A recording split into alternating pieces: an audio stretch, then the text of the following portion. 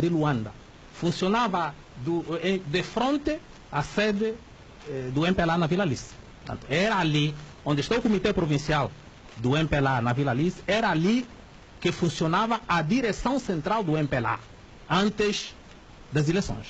O MPLA era ali, a sua representação oficial em Luanda. Eleições que não viram acontecer. Que não viriam acontecer. Mas estava a dizer que, a uma determinada altura, Agostinho Neto chama-nos, e só mais tarde viemos a saber que isso tinham sido instruções do Rosa Coutinho, como dizem, primo da Maria Eugênia Neto, que era parte integrante do processo de descolonização da Angola.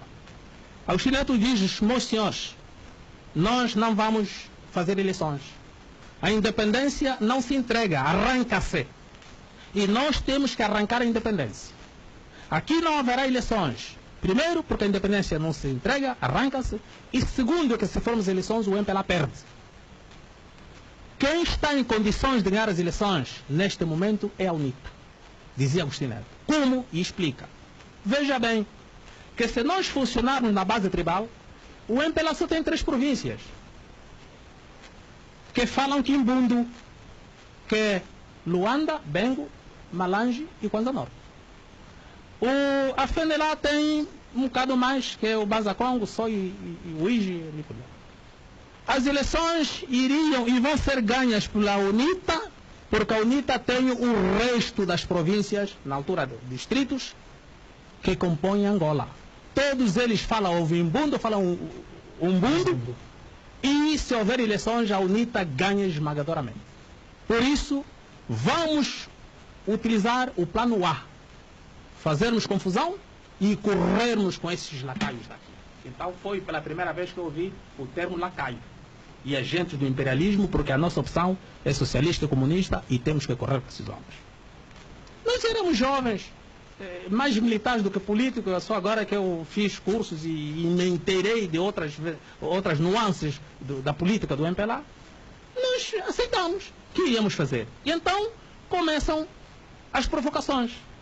E antes das provocações, eu próprio fiz parte ao grupo que foi receber as primeiras armas vindas da Romênia e talvez da Checoslováquia, uma coisa assim parecida, que vieram num barco sob a bandeira da Guiné-Conakry, ali onde estava o Sékou Touré.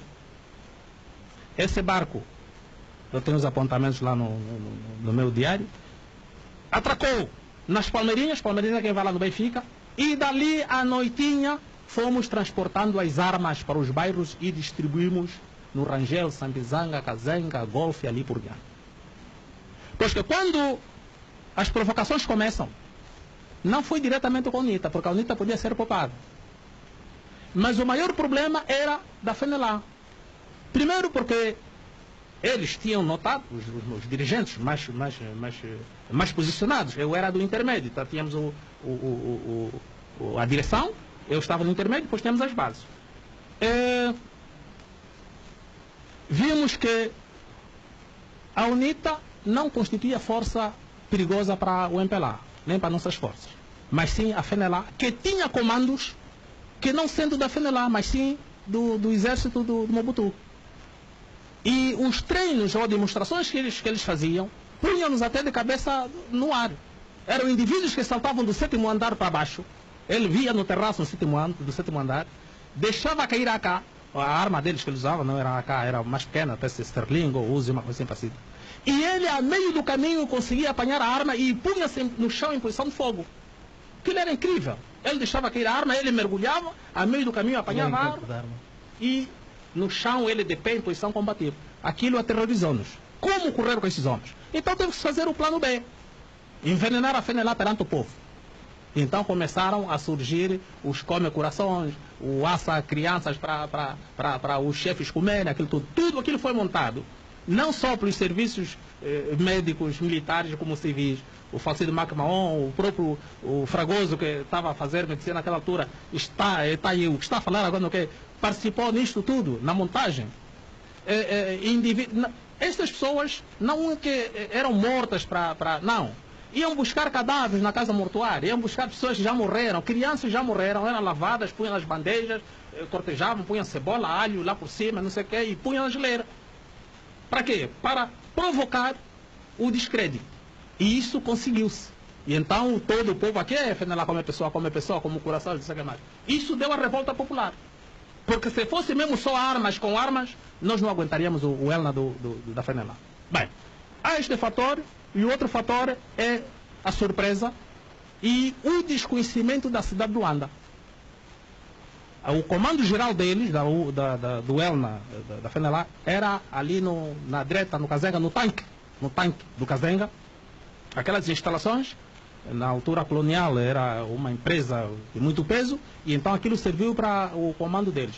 Quando começamos a desbaratar esses indivíduos, ao entrar no Kazenga, eram mulheres que os matavam. Mulheres, porque eles não sabiam os becos, não sabiam onde é que a saída, sabe que ali há áreas onde você pensa que tem saída, não, você entra e não tem saída. E então aqueles miuditos da OPA e da Jota eram as iscas. Quando eles se põem de bandada a fugir e nós aí com os tiros atrás, ele chamava, mano, irmão, entra aqui. Aqui tem saída para sair de lá. Ele entrava, coitado, a ser acostado pelos tiros aqui atrás, entrava num beco, quando se deparasse na frente, não tem saída, ao virar, uma castada na cabeça e lá estava o homem estendido. Foi assim que a FNLA foi derrotada. Depois entraram em pânico, porque os ataques eram simultâneos, no bairro Popular, no Kazenga, no Sambizang, em todo o sítio onde houvesse delegação da FNLA. Bem, Dr. Savimbi, estrategicamente, ordena a retirada das suas tropas em Luanda. Ao concentrar as suas tropas em Luanda, para sair, há o genocídio que se verifica no Pica-Pau, onde cerca de 50 ou 60 jovens estavam à espera para seguirem para o quê? À noite vêm lá aqueles indivíduos que infelizmente também foram mortos no 27 de maio, Urbano de Castro, o Sabata e outros, e chacinam aqueles miúdos. Bem, então a UNITA foge, desaparece, vai mais para o sul, e fica a FNLA também desaparece, e então ficam alguns focos. Esse período todo foi desde junho até a 11 de novembro. De 75. Corrido os elementos da FNLA e da UNITA, então Agostinho Neto proclama a independência. Proclama a independência, sendo assim eu parte artífice das engenharias feitas pelo MPLA Agostinho Neto para o poder. Por isso é que eu digo, eu sou parte integrante do MPLA e do poder, porque eu fiz parte dos elementos que colocaram Agostinho Neto e o MPLA no poder. Ok. De 75 a 77, vamos chegar já ao 27 de maio. 27 de maio. Bem, então fizemos com que o MPLA e o Agostinho Neto assumissem o poder e demos o benefício de dúvida. Agostinho Neto governa 1 ano e meio, sensivelmente. Mas durante esse governo do MPLA... Mas essa perspectiva é que o senhor Coutinho, que ele diz ao Dr. Agostinho Neto e ao MPLA de que a independência não se dá, mas sim arranca-se, desta forma devia-se escorraçar a UNITA e a FNLA de Luanda. Como é que o Dr. Agostinho Neto geriu esta... Não, porque geriu não só este fator das forças portuguesas. Algumas forças portuguesas estavam interessadas que o MPLA, que fosse o MPLA assumir o poder.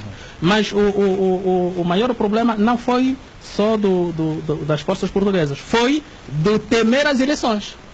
Temeu as eleições, quer dizer, se houvesse eleições a UNITA ganhava, como eu já disse. Então, para que não ganhasse, tinha que haver confusão. Portanto, Agostinho Neto aderiu imediatamente àquele pensamento, tendo em conta a perca das eleições que se avizinhavam. Bem, Agostinho Neto está no poder e então forma o primeiro governo, que é aquilo que a gente já sabemos. O ministro da Defesa é branco, o chefe da Segurança é branco, e ali surge aquilo que o Nito, que as pessoas alcunham o Nito Alves de que era racista. Não era racista coisa nenhuma. Ele disse coisas que eram verídicas, que hoje estão aí à vista. Qualquer das maneiras, os comandantes do MPLA e concomitantemente alguns membros do Bureau Político do Comitê Central viam e percebiam que o que nós tínhamos programado para a independência não é o que estava a acontecer. Esses comandantes, esses dirigentes políticos do MPLA viram que Agostinho Neto estava a se desviar da linha traçada para a independência total e completa que nós advogávamos. Esses comandantes viram que Agostinho Neto, inclusive, já estava a trair os guerrilheiros que tinham morrido pela independência e outros tantos que tinham vindo e estavam a ser subalternizados. Onde é que estavam os desvios? Os desvios estavam na opção política, que nós não estávamos a ver comunismo nem socialismo nenhum, não sabíamos o que é isso, nós só queríamos um governo que nos desse liberdade total e completa, onde a educação fosse para todos, saúde, justiça e tudo, e acima de tudo, o que Agostinho Neto dizia, é o pão para todos. Esta Angola vai ser para todos nós.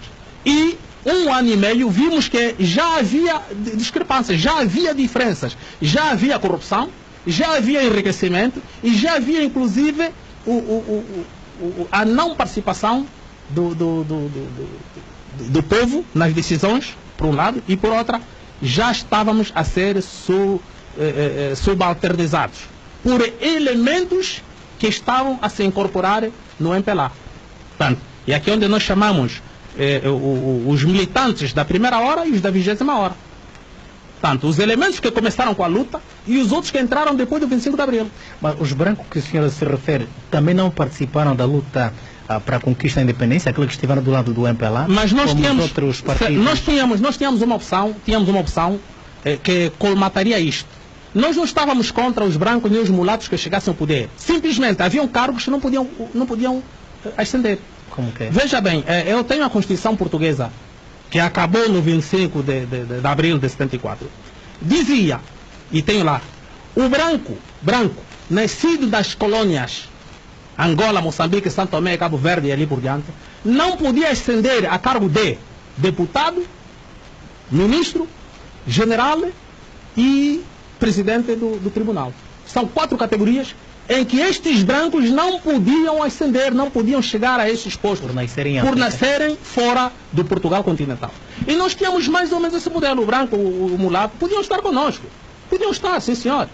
Mas se nós corremos com o branco, que é o pai dele, como é que vamos pôr no município ou na província um branco para governar ali? E o Chile cometeu esse erro. Porque o povo ali via, bem, mas então corremos com um branco, agora está o filho dele. Monanhoca, em Quimbundo, isso, monanhoca, quer dizer, filho de cobra é cobra. E essa tese é dos mais velhos, não sou eu que estou a inventar. Por isso é que Agostinho Neto aqui começou a desviar-se dos objetivos da luta e a criar confusão. Porque eu, na altura, entendia que a luta era feita contra o colono português e não contra o povo português ou contra o branco. Bem, se não era contra o branco, era contra o colono, isso na versão política oficial, mas o meu avô não entendia isso. O meu avô sabia que o inimigo é o branco. Ele não sabia ser colono, podia chamar aqui colônia, mas o branco é o inimigo. E Agostinho Neto, ao cometer esses erros, começou a se distanciar dos objetivos. E essas contestações eram discutidas a nível do bairro e a nível do Comitê Central. E eu recordo-me que Agostinho Neto, porque a nível das Forças Armadas, a nível das FAPLA, eu era membro do Comitê de Defesa da Guarda Provincial, aquilo que eu chamo o GP. Agostinho Neto tinha Comitê de Combatentes da Guarda Provincial. Eu tenho esse cartão. Comandantes, andava civil, com uma AK no bolso ou no carro, mas nunca fardado. E eu fazia parte da última linha da Agostinho Neto. Recordo-me, tem ali as agendas, acompanhei Agostinho Neto em 2 reuniões com mais velhos, uma aqui no bairro Popular junto à igreja Santana, moravam uns mais velhos de Catete, ali estavam 8 mais velhos de Catete, mais velhos de Agostinho Neto. Eu não vi lá ninguém ali que era menor de Agostinho Neto. Agostinho Neto reuniu-se com aqueles mais velhos ali e passado outros 15 dias ou 20 foi se reunir com outros no bairro Operário. Eu fazia parte da escolta de Agostinho Neto. E ali não houve sirenes, não houve escolta, não houve armas da rua, não. O Agostinho Neto foi num Volkswagen com um chapéu de palha, aquele que nós chamamos de zamba, aquele chapéu tipo de camponês, sentado aí atrás, mas alguém ao lado dele, o motorista, e nós íamos em outros carros. Posto ali o carro de um e do outro ficavam à distância, ia-se a pé, ninguém deu conta que o Agostinho Neto está a entrar ali, as crianças continuavam a brincar e ali se reuniam. Isso só para dizer que Agostinho Neto era intimado, era chamado para vir ouvir os mais velhos. Ouvir os mais velhos. E ele vinha. E muitas vezes lhe disseram, rapaz, estás a governar mal, o que é que tu queres? Primeiro que já cometeste um erro. Tu foste estudar e trouxeste lá uma mulher branca. Esta mulher branca é que é a nossa mãe. Maria Eugênia Neto um dia vai ter que me agradecer. Porque se o 27 de maio pega, e eu já tinha dito isso, Maria Eugênia Neto seria divorciada e metida no avião de regresso para Portugal. Porque aqueles mais velhos do 4 de fevereiro já tinham uma Madalena de catete preta preparada para Agostinho Neto. Só que Agostinho Neto aceita a ideia, mas diz: não posso divorciar minha mulher assim. Vocês é que têm que exigir. E essa exigência seria na tal manifestação no Palácio no dia 27 de maio, onde o povo iria obrigar Agostinho Neto a dissolver o Comitê Central de João Político e mandar embora a Maria Eugênia Neto para se casar com uma preta angolana, africana, que para manter esta manifestação não deve se transformar no golpe de Estado que é alegado? Essa manifestação não seria nem golpe de Estado, nem insurreição popular. Era somente uma manifestação popular acordada e aceita por Agostinho Neto para fazer estas mudanças. Agostinho Neto não queria ser cúmplice, não queria ser o culpado da dissolução do Comitê Central, e o João Político e do casamento. Mas ele aceita se isto fosse feito pelo povo, numa manifestação. O povo dizia: Agostinho Neto, você não pode ter mulher branca por causa disso. Por favor, divorcie essa senhora, crie as condições e manda embora. E Agostinho Neto virava sua esposa e dizia: estás a ouvir? Vamos nos separar, mas nem minha vontade, é vontade do povo. De igual modo o Comitê Central. Até que ponto esta situação terá precipitado a morte de Agostinho Neto?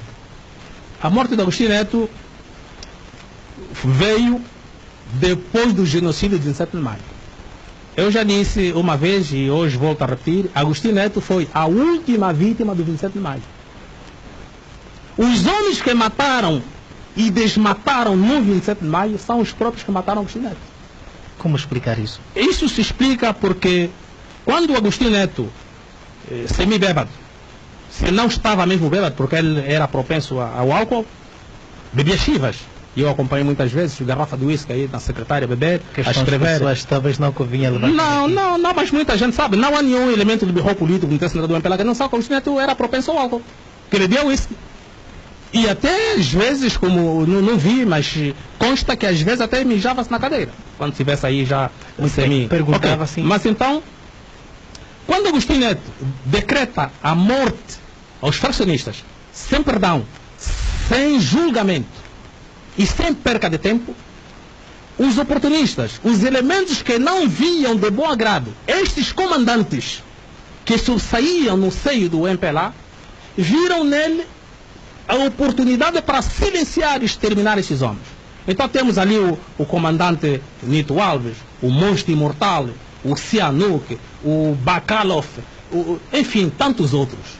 Comandantes de verdade, militantes acérrimos do MPLA, foram mortos. Agostinho Neto vai numa reunião da OA e ali o Senghor, na altura presidente do Senegal, Agostinho Neto, com aquela fisiologia dele, porque estudou em Portugal, é menino de Coimbra, veio lá do quê? A falar em democracia e liberdades, calaram-lhe a boca. Agostinho Neto está a falar em liberdade e democracia onde? Em Angola? Senghor segura no envelope e entrega-lhe mais de 50 e tal fotografias do genocídio do 27 de maio. Agostinho Neto olhou e disse: mas isso é o quê? Isso é o que está acontecendo no teu país. Estes cadáveres, esses buracos, esses tratores a passar por cima do que essas pessoas arderem, é no teu país. Agostinho Neto abandonou a reunião. Se estou a mentir, há aí elementos do MPLA que podem confirmar isso. O próprio Dino Matroz, o presidente Zé Eduardo Sá sabe disso, e outros tantos, um Vunda e outros que ainda estão vivos. Agostinho Neto, posto aqui em Angola, inteirou-se de facto o que estava a acontecer e no dia seguinte dissolve a DISA. Está a querer dizer que quando isso ocorre ele não sabia? Ele sabia, mas não na dimensão em que estava a ocorrer. Ele sabia que havia mortes, porque ele até num dos seus discursos diz: todos os dias recebo cartas, recebo recados a dizer que o meu filho foi preso, o meu filho morreu, o meu tio, o meu cunhado. E ele diz: bem, então vamos ter que parar com isso, porque o responsável sou eu. Recebo carta todos os dias de que morre gente, mas então vamos parar com isso. Como eu já mandei parar e a DISA não quer parar, então dissolvi a DISA. E vou proceder prisões de elementos que excederam. É ali onde surge a morte de Agostinho Neto. Agostinho Neto consta, e isso também por traição da própria Maria Eugênia Neto, Agostinho Neto numa tarde, numa noite, no palácio, está a fazer a lista dos possíveis elementos que iriam na cadeia. Lusulara, Onambe, Ico, Ludwig Sassunda, Pedale, enfim, essa gente toda. No entanto, enquanto eles faziam a relação dos nomes, bebia. As tantas ficou assim, semi-adormecido. E consta que a cunhada Maria Eugênia Neto vem, puxa o papelito e vê indivíduos a deter amanhã e vê aqueles nomes. Consta que ela, Maria Eugênia Neto, liga para o Ico, liga para aquela gente toda e diz: olha, o que vai acontecer é isso, venham. E derrompante, aquela gente toda entra no palácio e acorda o Chile. O que é que se passa? Ah, por quê? Mas o que é que se passa? O que é que se passa? Ele também apanhado de surpresa. O que é que se passa? O que é que se passa? Não, mas afinal o que é que é? Bem, o que se seguiu depois daquilo já ninguém sabe. O que se sabe é que Agostinho Neto depois ficou doente. Ficou doente ao ponto de morrer em Moscovo, nas circunstâncias em que morreu, com uma explosão interna.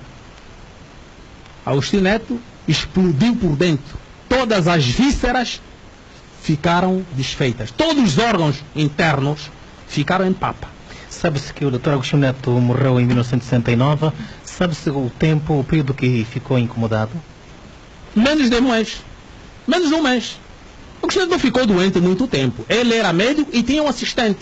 Então foi-lhe injetado um veneno de explosão rápida. Quer dizer que ele não iria sentir nada durante os efeitos do veneno. E quando ele sentisse, já estava morto.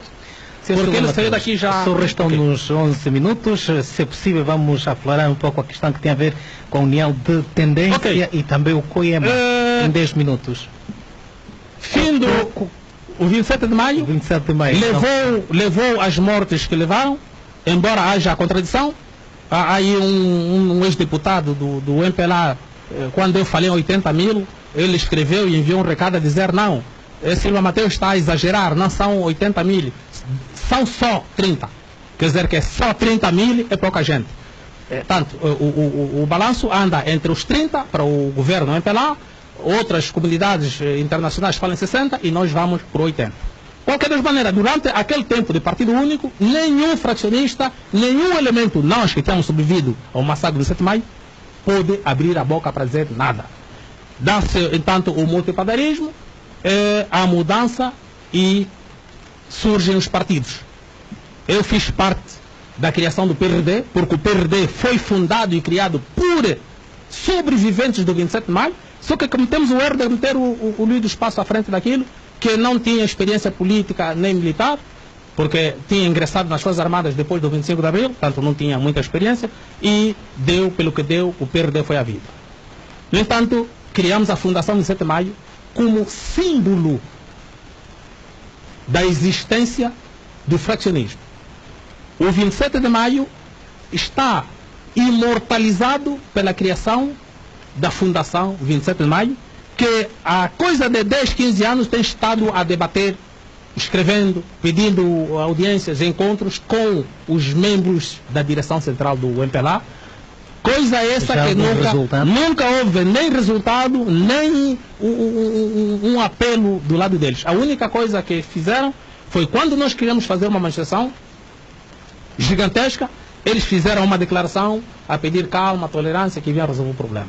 Passado mais 5 anos não resolveram, queríamos sair outra vez à rua, isso em 2012, e novamente fizeram aquela declaração a dizer: sim, nós temos razão, mas tenham calma, vamos resolver, e não resolveram. Conclusão, o 27 de maio está imortalizado pela criação da Fundação e nós vamos fazer o que nos compete. Há algumas famílias das vítimas do 27 de maio que se revêem nesta Fundação? A maioria estão sim inscritos, são filiados. E não só, agora temos também os filiados por aderência, por simpatia. Quer dizer que leram e viram o perfil e as causas e motivos do 27 de maio e aderem. Nós temos sócios merimentos. Bem, não obstante a isso, criação do 27 de maio, a Fundação 27 de maio. Sim. Agora temos um outro dado que é político do meu lado. Quando eu apareci para reivindicar o meu lugar no MPLA, não houve resposta. Escrevi N de cartas para o Comitê Central, para o Birro Político, inclusive da reivindicação. A reivindicação é de que nós, inclusive eu, que na altura do 27 de maio era membro da Comissão Diretiva Provincial de Luanda, que era hoje, ou que é como hoje, o Comitê Provincial. Ok. Então, e dentro deste eu era membro do DOME, do Departamento de Organização de Massas. Os comícios feitos em Luanda, Malange e em Kisama foram coordenados, onde eu vou trazer fotografias. Aliás, estamos a fazer agora o documentário de tudo isto, onde vão aparecer as fotografias. Não há nenhum dirigente do MPLA que subisse na tribuna para falar se não tivesse o meu aval. Porque eu era, já naquela altura, ativista político credenciado e concurso feito da ativista Remindo político. o tempo, pois. Ok. E então... Qual a condição que o senhor pediu para ser reintegrado à direção do MPLA? Primeiro é que eu digo que sou militante do MPLA. Não, você foi expulso. E eu retorno dizendo que não fui expulso porque nunca houve um processo contra mim. O processo de inquérito que houve antes do 27 de maio foi contra Nito Alves, Evanduni e alguns dirigentes, que culminou com a expulsão desses elementos do Comitê Central de Birro Político. Mas nenhum elemento de base ou do intermédio estava arrastado neste processo. Conclusão, depois dos massacres das mortes, fomos atirados para o lixo e outros próprios se auto-afastaram devido às serviços que nós tínhamos que... Eu não me conformei com isto e disse que era militante do MPLA. E como tal, como militante do MPLA, exijo os meus direitos. Zé Eduardo, infelizmente, ou felizmente para mim, numa reunião do Comitê Central, exterioriza a tal união de tendência. Diz, bem, tenho recebido cartas, andam aí na internet e em outros círculos, cartas de indivíduos que se dizem ser do MPLA, mas não dão a cara, não os conhecemos quem são, e falam em tendência, não sei o que mais. Eu desmenti o camarada no dia seguinte, numa conferência de imprensa, e onde apresentei o manifesto. Os elementos que dão a cara nesta união de tendência é o Silva Mateus. Juntei toda a minha documentação, inclusive os documentos que eu aqui citei, passados para o Agostinho Neto. A resposta dele foi de que pensou que esse Silva Mateus tivesse morrido no 27 de maio. Eu disse, não morri. Não morri, estou aqui. E como tal, exijo e reivindico. A partir daquela altura, faço uma luta acérrima com o presidente do meu partido, que se traduz no seguinte. O estatuto do partido, do meu partido, o MPLA, diz que qualquer militante, desde que se sinta capacitado e queira, pode concorrer a todos os lugares, inclusive de presidente do MPLA. Eu sinto-me capacitado, conheço o historial do MPLA do que muitos que estão aí hoje no Birro Político do Comitê Central para poder liderar o MPLA. Só que eles dizem, a tendência presidencialista diz, não, Zé Eduardo é candidato único e candidato natural. Eu me oponho veementemente a isto. Porque num partido onde há 4.800.000 militantes, não pode um só ser candidato único, porque não só viola o Estatuto e a Constituição, mas como também põe-nos na falta de democracia interna. O senhor não constitui perigo para o MPLA? Eu não constituo perigo para o MPLA, pelo contrário, constituo, diríamos, uma voz credível e persuasora. Tendo em conta a sua posição crítica ao próprio MPLA? Sou crítico construtivo. A minha crítica é construtiva no sentido de, agora como união de tendência, eu fiz chegar ao Zé Eduardo Santos um dossiê, que até exteriorizei isso nos órgãos de comunicação social, um dossiê onde nós punhamos uma acomodação política, jurídica, econômica do Zé Eduardo, se deixasse o poder. E o Zé Eduardo, presidente do MPLA, continua casmurro aí agarrado ao MPLA e à República. Perdeu uma grande oportunidade de sair pela porta da frente quando morreu Savimbi. Quando morreu Savimbi, um mês ou dois depois, Eduardo devia arrumar as malas e entregar o poder aos mais jovens, porque a parte que lhe competia estava feita. Estava feita, tinha conseguido a paz. Bem, deixou o tempo arrastar, aquela simpatia e aquele benefício que dávamos a ele, porque todos os males eram atribuídos ao diabo Savimbi, hoje se revertem contra ele. Savimbi morreu há 13 anos, tudo o que acontecia no tempo de Savimbi está a acontecer agora com maior gravidade, e agora quem é o culpado? O Zé Eduardo, tem que haver um culpado. Ele é o chefe do executivo, é o presidente e ele é o culpado de tudo o que acontece. Qual é a sua posição? Estava a dizer, o senhor graceia alguma simpatia por parte de alguns dirigentes do MPLA? Certo. Ainda agora estava aqui mensagem a dizer, olha, nós estamos, está aqui uma mensagem a dizer, eu estou contigo, estamos juntos, simplesmente não posso xixir no prato em que como. Quer dizer, isso é para dizer que muitos elementos do MPLA, Birro Político, Comitê Central, deputados, sabem, conhecem, estão a ver onde é que o Zé Eduardo está a conduzir esse barco. E muitos deles querem saltar. Só que ele vai intimidando, vai persuadindo. Porque quando um dirigente, o que diz, não, estou doente, quero deixar, aquele é tudo truques. Já estão a ver que o barco está a ser mal conduzido, E quando está a ser mal conduzido, então temos que deixar, ou saltamos, ou despenhamos com o barco, porque o comandante não é bom. Nós vamos sair daqui do barco, da Rádio Despertar. Vamos ver, no caso, vamos ver. 3 minutos. Ok. No Congresso passado, devíamos ter eleições. O Congresso de dezembro passado, o MPLA esteve reunido. Não é assim? Devíamos fazer o Congresso onde iríamos eleger a nova direção, inclusive o presidente. Zé Eduardo, apercebendo-se de que Silva Mateus e outros, porque agora há 3 correntes. Há a corrente presidencialista, há a corrente do Birro Político, a corrente do Comitê Central e a minha, que é da base. Nesse caso é externa. Não é externa, é do MPLA, só que é das bases. É das bases. E eu tenho estado a fazer todo um trabalho, você vai em todos os bairros, já não há CAP, os CAP só existem na casa. Os militantes já não vão lá. Se está no coordenador, está sozinho, não há outro. Sr. Silva Mateus, há quem diga que José Eduardo dos Santos neste momento está a fazer a transição do MPLA, do MPLA dos anos 70, 60, para uma nova geração. Não estamos a ver isso, porque se assim fosse, ele devia comunicar, devia avisar de que está a fazer a transição. Mas para quem é que ele está a fazer a transição? Ele já devia ter abandonado. Como eu digo, já disse várias vezes que todos os elementos de 60 anos para cima deviam abandonar tanto o governo como o partido. Mas só para dizer que Zé Eduardo, apercebendo-se dessas 3 correntes, insetou meteu uns noutros escalões e coartou o Congresso, para haver só o Congresso em 2016, nas vésperas das eleições. Bem, mas aqui, resumindo tudo isto, há um problema.